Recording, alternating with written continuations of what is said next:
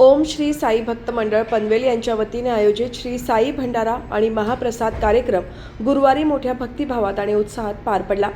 गावदेवी पाडा पनवेल येथे झालेल्या धार्मिक कार्यक्रमाला साई भक्तांनी मोठ्या संख्येने उपस्थिती लावली।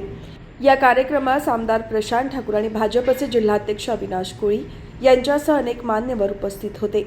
यावेळी पनवेल शहराध्यक्ष सुमित झुंजारराव, उपाध्यक्ष केदार भगत, प्रीतम म्हात्रे, रुपेश नागवेकर, प्रशांत शेट्टे, जयदीप भगत आदी मान्यवरांनी प्रमुख उपस्थिती लाभली। तसेच परिसरातील साई भक्तांनी मोठ्या संख्येने सहभाग घेतला। कार्यक्रमाची सुरुवात सकाळी श्री सत्यनारायण महापूजेने करण्यात आली।